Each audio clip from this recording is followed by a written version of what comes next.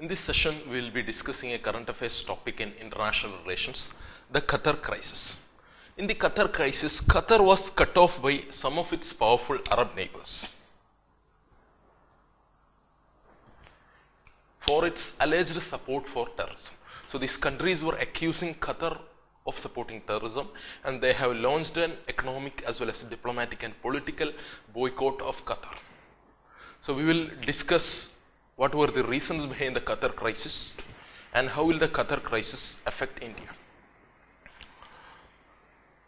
Now the Qatar crisis is considered to be a major diplomatic and political crisis between two powerhouses in the Middle Eastern region, Saudi Arabia and Qatar, and we will briefly analyze their relationship in order to better understand the Qatar crisis. Saudi Arabia and Qatar has been allies in the particular region for years, and they are both members of the Gulf Cooperation Council. Gulf Cooperation Council is a regional bloc in the Arab region, and it has all the Arab countries except Iraq. So GCC has all Arab countries except Iraq. Iraq was not a member of GCC mainly due to the Ba'athist regime in Iraq and controversial policies of Saddam Hussein. And even when the democratic government came in Iraq, it was dominated by the Shias, which were again much more friendly with Iran. So due to that factor, Iraq was not a member of GCC. So GCC is a regional bloc which consists of all Arab countries including Qatar and Saudi Arabia except Iraq. So they had that sort of an economic and political cooperation within GCC. Again, when it comes to Syria, when it comes to the Syrian civil war, both Qatar and Saudi Arabia are supporting regional proxies against the Iran-backed Bashar al-Assad regime in Syria. And when it comes to the crisis in Yemen, both Qatar and Saudi has been partners in a coalition that has been bombing the country for years.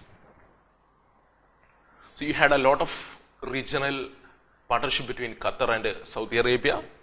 And recently the Saudi government have announced an initiative called the Islamic Military Alliance to Fight Terrorism, or the Islamic Military Alliance, or the IMAFT. And Qatar has been a major ally of Saudi Arabia within the Islamic Military Alliance to Fight Terrorism. So even though it is called as the Islamic Military Alliance to Fight Terrorism, it is widely regarded as an Arab NATO or an anti-Iran coalition made up by Saudi Arabia and its allies. And the Islamic Military Alliance to Fight Terrorism has been a controversial issue for India also, since considering the fact that Pakistan is a participant in that IMAFT, and Pakistani former Army Chief General Raheel Sharif has been a major leader of the Islamic Military Alliance to Fight Terrorism. Then anyway, let us start with the Qatar diplomatic crisis. So even though Qatar and Saudi Arabia has been economically and politically aligned on a lot of major issues, in June 5, 2017, four Arab countries, four members of the Gulf Cooperation Council, including Saudi Arabia, UAE, Bahrain and Egypt, launched a boycott of Qatar. So they will be severing all political, economic and diplomatic links with Qatar. So these are the countries within the region: Egypt, Saudi Arabia, United Arab Emirates and Bahrain. So they launched a diplomatic, political and all this kind of comprehensive boycott against Qatar, and later this boycott was joined by three other countries: Libya, Yemen and even Maldives, which is a South Asian country, have launched this boycott against Qatar. So when we discussed about the India-Maldives relationship, we have already talked about the relationship between Maldives and Saudi Arabia. Saudi Arabia has been a huge economic benefactor of the Maldives. Again, Maldives being a country with 100% Sunni Muslim population has been a huge ally of Saudi Arabia. And so Maldives recently has even considered gifting an atoll to Saudi Arabia. So you have that sort of a cooperation between Maldives and Saudi Arabia. And Maldives again joined Saudi Arabia in boycotting Qatar. But two GCC countries, Kuwait and Oman, refused to follow the Saudi lead on boycotting Qatar, and those two countries have been trying to mediate between Qatar and Saudi Arabia on this sort of diplomatic crisis. So this was later joined by Yemen, Libya and then Maldives. So now what was the reason for the Qatar crisis? Or what were the key issues between Saudi Arabia-led GCC bloc and Qatar?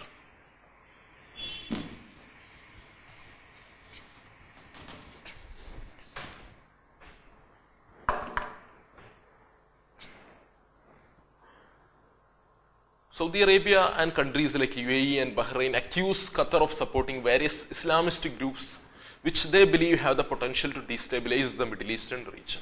Especially they mainly accuse Qatar of supporting Muslim Brotherhood and its offshoot groups like Hamas within the Palestinian region.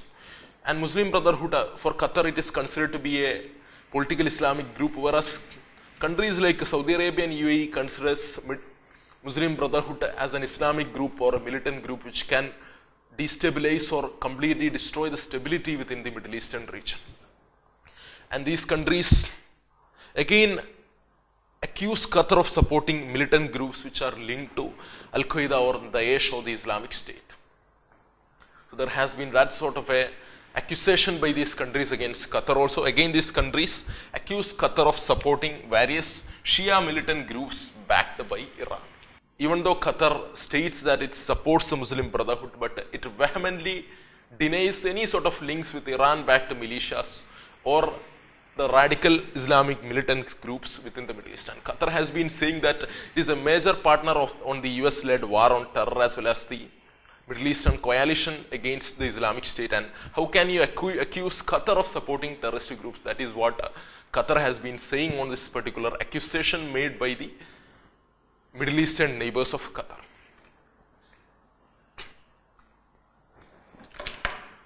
Now, for the last 10 years, there has been huge mounting tension between Qatar and its Arab neighbors. And this was basically a tussle for regional leadership between Qatar, UAE and Saudi Arabia. So Qatar is right now considered to be the richest country in the entire world due to its such a high per capita GDP and due to its huge economic influence as well as enormous economic clout in the international arena due to being the largest exporter of the liquefied natural gas. Qatar has been trying to run an independent foreign policy which will be relatively independent even from the GCC allies of Qatar. And this has created a considerable rift between Qatar and Saudi Arabia. And another problem the other GCC countries have with Qatar is the case of Al Jazeera, a very influential media network within the Middle Eastern region. And Al Jazeera is a network which is run by the Qatari government and it is funded by the royal family of Qatar.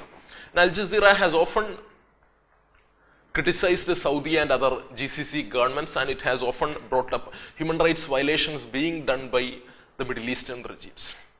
So this has created a huge rift between Qatar and countries like Saudi Arabia, and even in the past, Saudi Arabia and many of the countries have asked the Qatari government to stop the Al Jazeera from meddling in the internal affairs of various Middle Eastern governments. And even in the past also, Al Jazeera has been a very controversial media network. It has been accused of supporting various Islamist groups like the Muslim Brotherhood and even the Islamic State or Al-Qaeda affiliates. When the Brotherhood government came into power in Egypt, Qatar has been a major supporter of the Brotherhood government.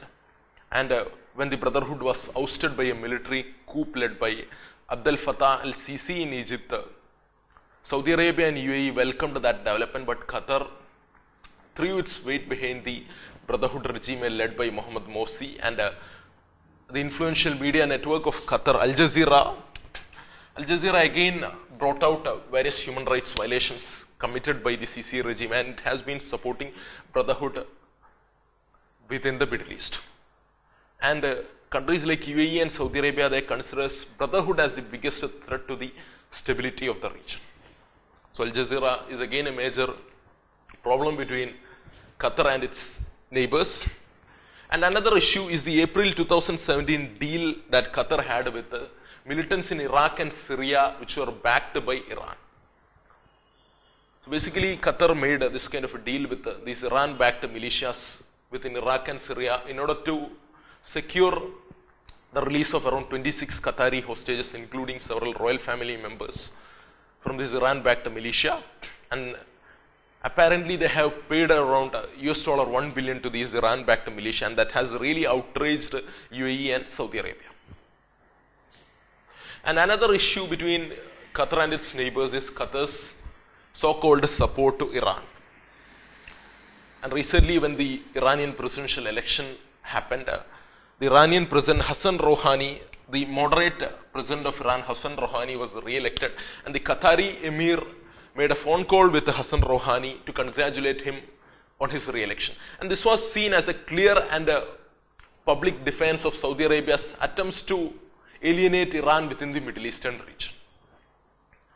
And Qatar, again, it shares the world's largest gas field with Iran.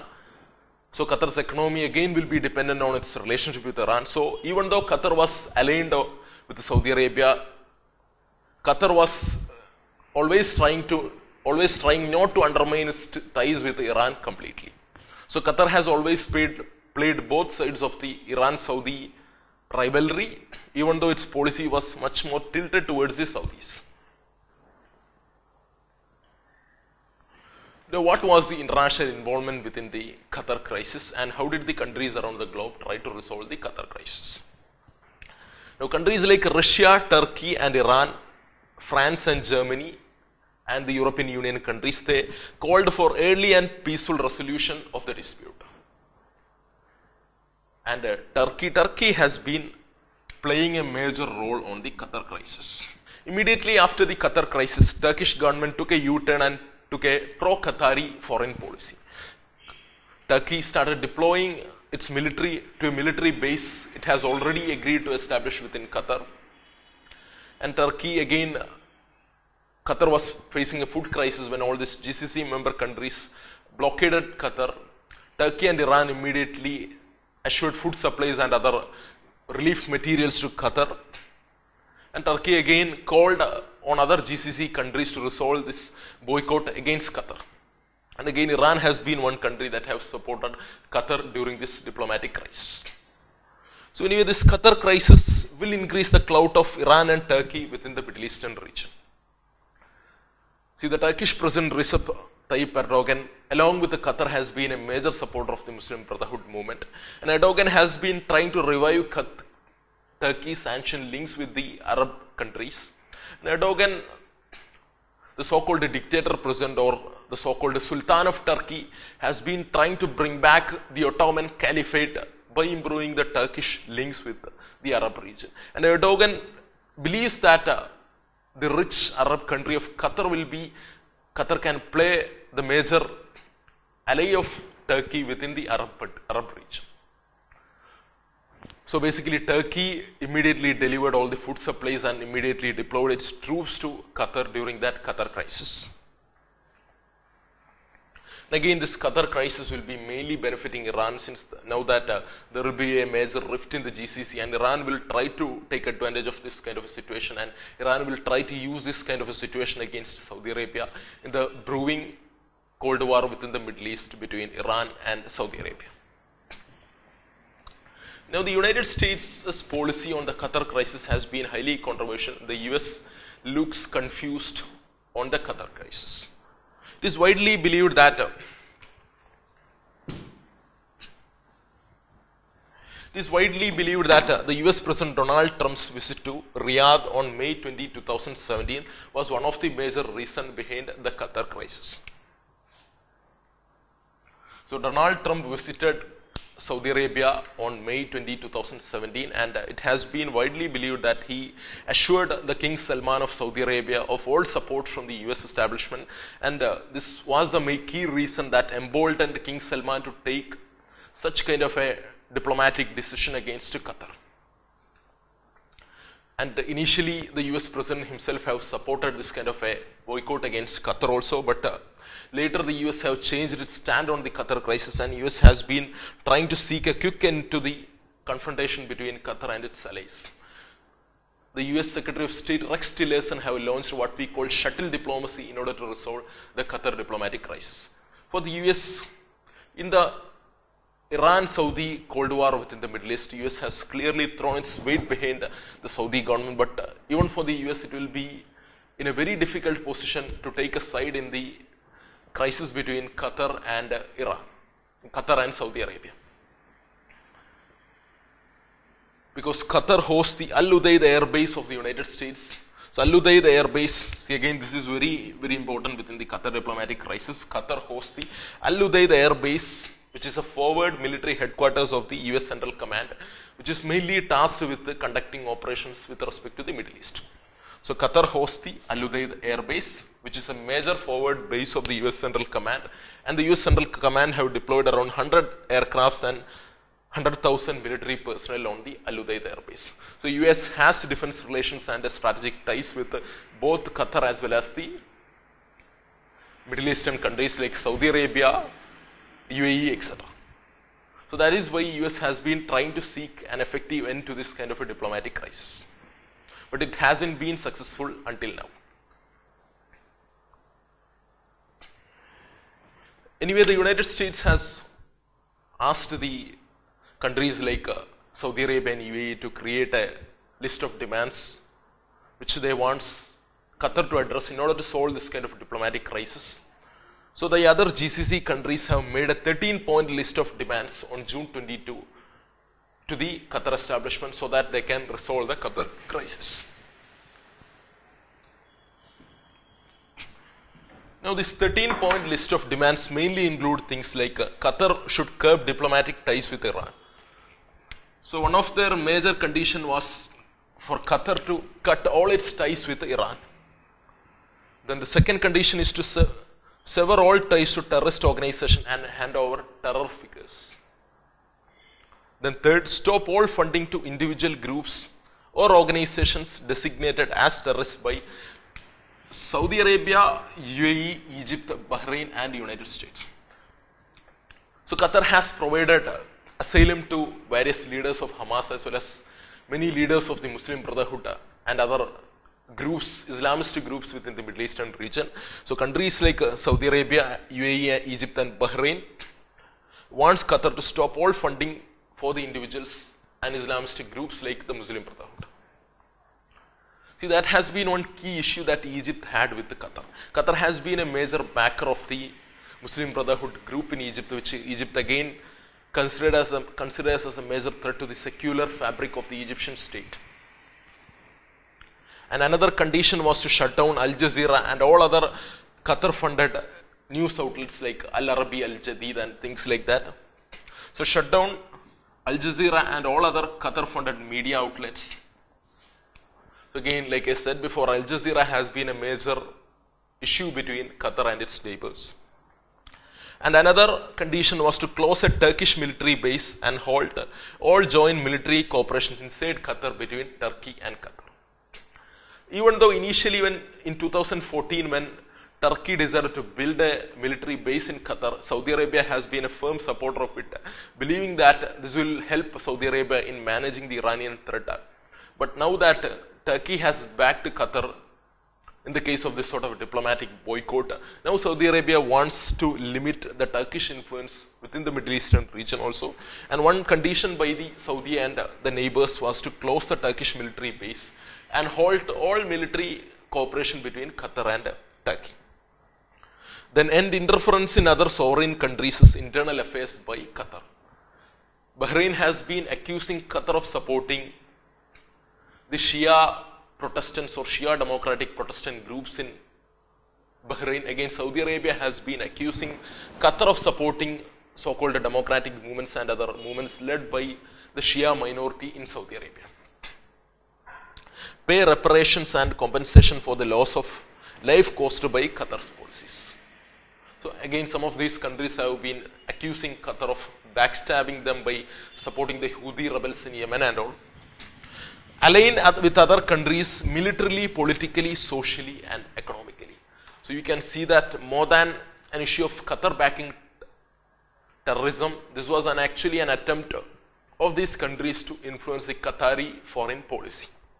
So align with the other countries, align with other Arab countries militarily, politically, socially and economically. So basically they were trying to dictate the foreign policy of Qatar. And now let us see how will Qatar respond to that sort of needs by the neighbors of Qatar. Anyway, in June 22, these countries received a negative response from Qatar. And the United States asked the Middle Eastern neighbors to make their requests more reasonably. So on July 18, they proposed 6 broad-based principles that Qatar should agree to if Qatar wants to resolve this Qatar crisis. And the 6 broad-based principles included things like Qatar has to be an ally of these countries in combating terrorism and extremism, and it should deny financing and providing safe havens to terrorist groups, and it should stop incitement to hatred and violence and its other internal, and it should restrain from interfering in the internal affairs of other countries. So basically again they wanted Al Jazeera to stop criticism of the policies led by the Saudi government and the Middle Eastern governments, and interfering in the internal affairs of other countries by Qatar. The Qatari foreign minister responded by saying that its neighbors were demanding that we have to surrender our sovereignty. See, when we discussed about various principles of international relations, we already discussed that for every country, its foreign policy will be dictated by its own national interest, whether it is the political, economic as well as military interests of the nation. And now Qatar foreign minister has been responded to these demands by the neighbors, saying that these neighbors were demanding that we have to surrender our sovereignty, and that is one thing we can never agree.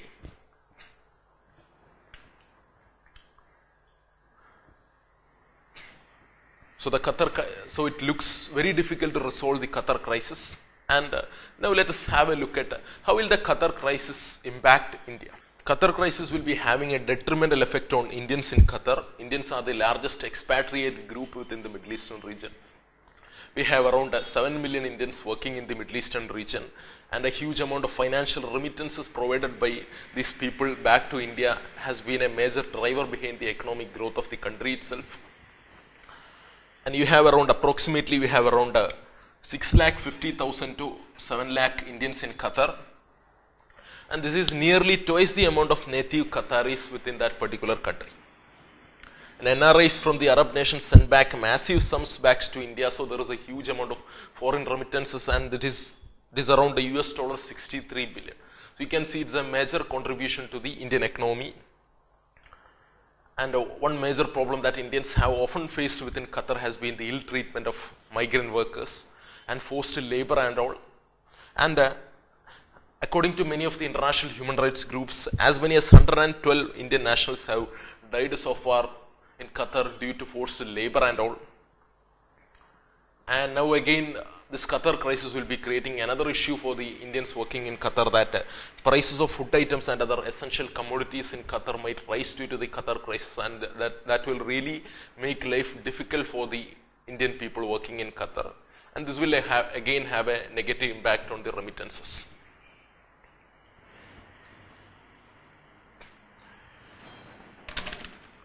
And let us see how will it affect the trade and other commercial relationship between India and Qatar.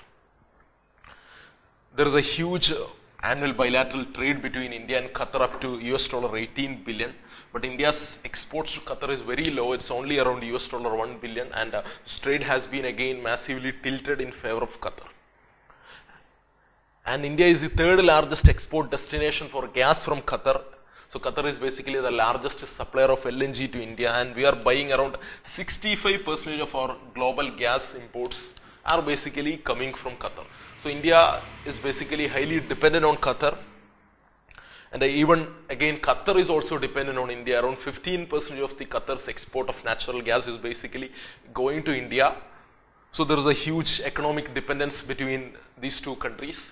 So they have been again trying to improve it to the strategic level. Qatar has been trying to sign defense agreements with India and all, and there has been a huge defense cooperation between India and Qatar, especially when it comes to maritime security.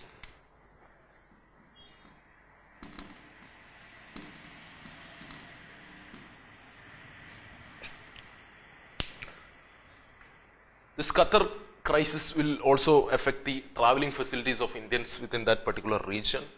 travel for Indians to Qatar is unlikely to be affected, considering the fact that Indian flights often go through the Persian Gulf region to reach Doha.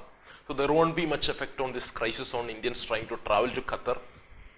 But there will be a slight problem if Indian residents in Qatar are trying to travel to the other Gulf countries, or again the other people from other Gulf countries are trying to travel to Qatar. This sort of a travel will be affected by these restrictions imposed by the Arab countries. So many of the Indians working in the Middle Eastern countries, they have their families within Qatar and all. So this will be again a huge issue.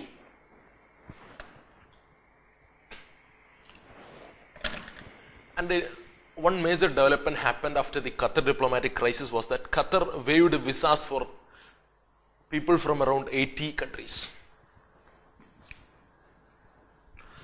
So citizens from around 80 countries will be getting visa-free entry to Qatar, and this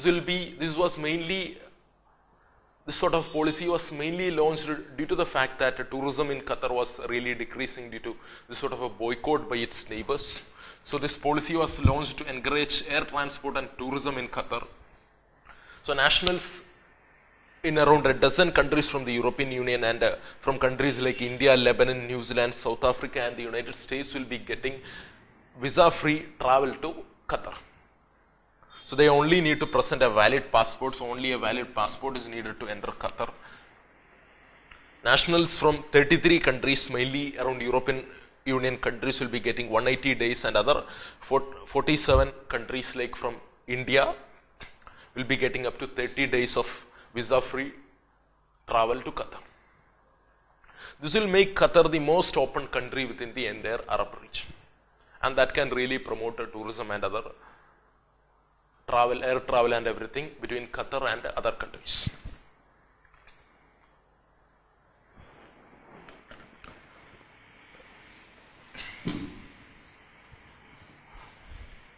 When the Qatar crisis was initially unraveled, the External Affairs Minister of India, Sushma Swaraj, dismissed it as an intra-GCC affairs. She said that this is an internal matter of the Gulf Cooperation Council and this will not be having much effect on India or the Indian residents in Qatar or on that particular region. So India doesn't need to get involved in this diplomatic crisis between the GCC countries. That has been the official position of the Ministry of External Affairs.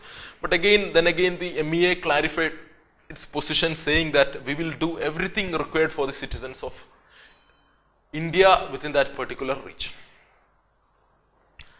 So even though the Ministry of External Affairs made this sort of statement, any kind of confrontation or uncertainty within Qatar or the wider Gulf region will be having adverse impacts on India, as our own economic well-being, security as well as our energy security itself will be tied to the Middle Eastern region for a long period of time.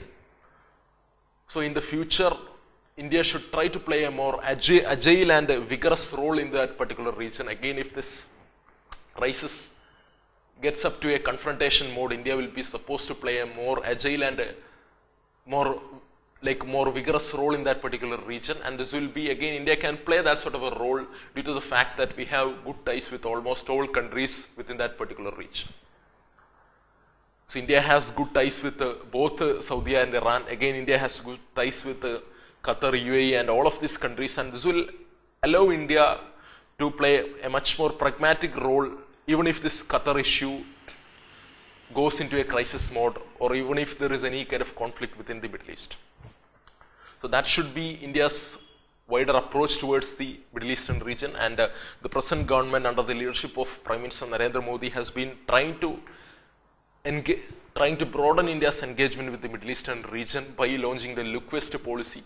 The Narendra Modi government has tried to build a special relationship with Iran, because Iran will be a major player in the Middle East, which will be strengthening India's connectivity with Afghanistan as well as Central Asia. But at the same time, it has tried to build a strategic relationship with the countries like Saudi Arabia, UAE and other countries of the GCC.